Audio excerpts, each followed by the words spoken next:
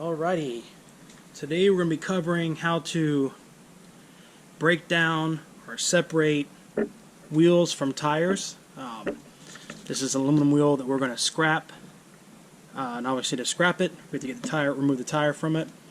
I'll say ahead of time, the method I use for doing this, we are not reusing this wheel. We're purely scrapping the wheel, so we don't care if it gets scratched or dinged or bent or whatever in the process. Tools you're going to need.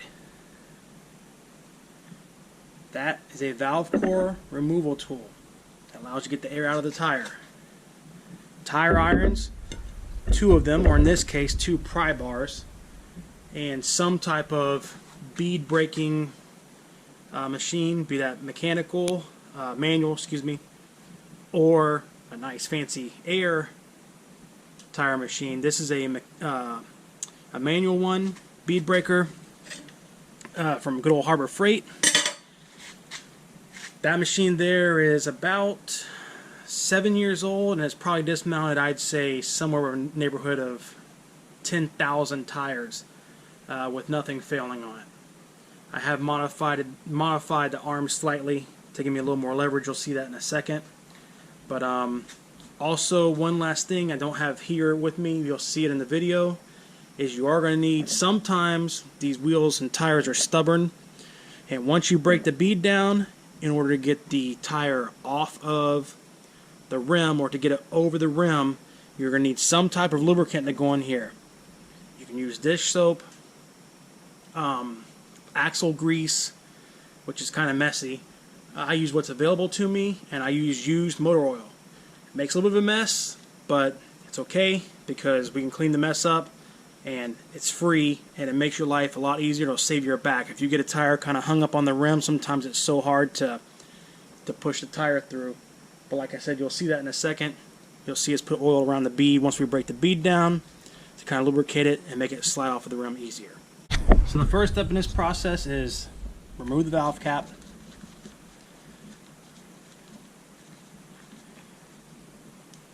And this end here is slotted. Goes over the valve core, and counterclockwise you're going to pull it out. You'll hear the air leaking out. You got to take this all the way out. You can't have, the air will build up resistance in the tire. We don't want it.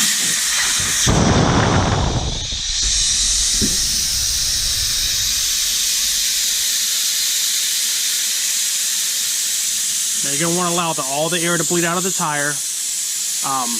Once the tire has completely flat, there's no more air coming out of the valve core, we'll move over to the tire machine to break the bead on it. Okay, air is out of the tire. Lift up on the arm here so it has room. Come down. And just kind of push down my hand and get that to rest right about where the bead is at. This is the piece that I modified. It came with a shorter arm, it was kind of weak. I have this long one in here.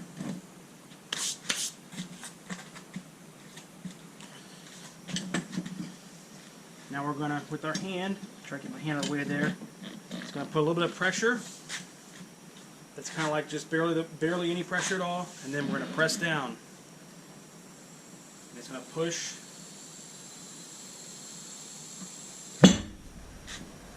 Pushes the bead off the rim. Be patient. There you go. All the way off. Flip it over.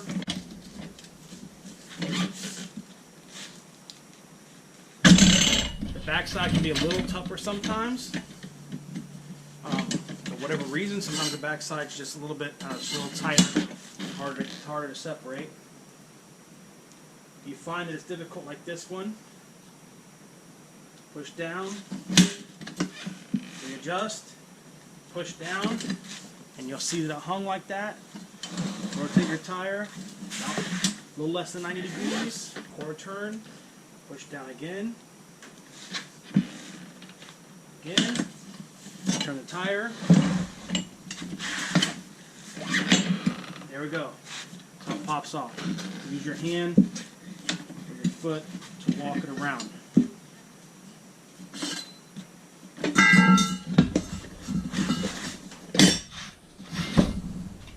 This is where we're going to add some kind of lubricant. I'm going to use, like I said, used motor oil around the back side of this, in between the rim and the tire. I have some here in a squirt bottle. Run a little bit around. Not too much. The more you put on there, the more mesh you make. Flip it over. Repeat that process on this side. A little bit of oil around.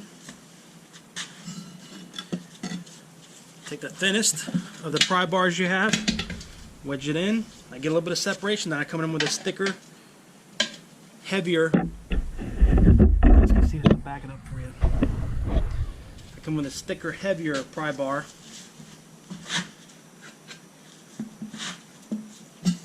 Then a little less than a quarter of the way around. See how that oil works? Kind of like help it slip off.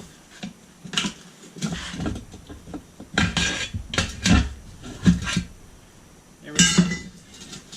That side there is popped completely free. Now I'm going to adjust the camera, so I'll cut here for a second, stand it up, and we'll pop this out of the back of the tire. Now, if you're going to have any challenges, this is probably where it'll challenge you at. Sometimes these things will just pop right out of the back of the tire, the wheel will. Sometimes it really likes to hang up here. So again, we come in with our thinnest pry bar, kind of get it started. There's going to be a gap here, so we can get our larger pry bar in. It's going to give us more leverage. Nice and be pry back on the sidewall.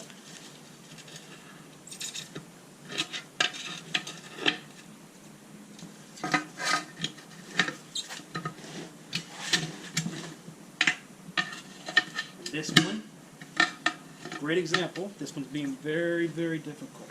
So it's going to require a little more pressure on the side. We've probably only cleared about 8 or 10 inches of the tire off of the wheel now. If you're patient,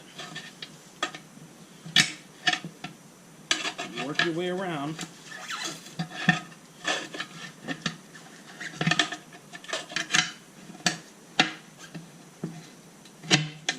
Get it off of there.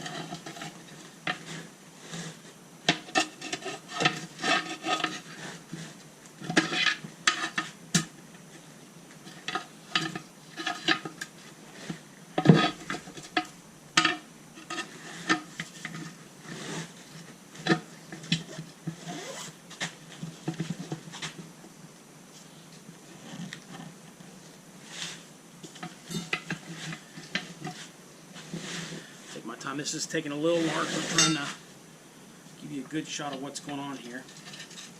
You see it's hanging there and there.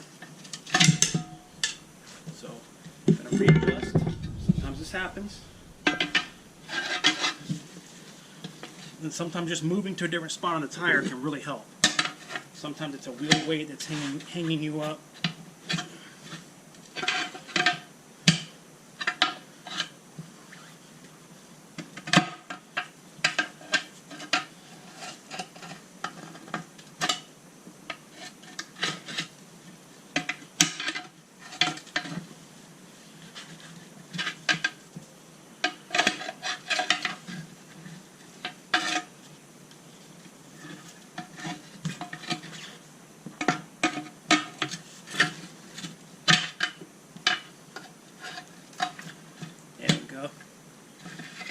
Like that. There it starts to come.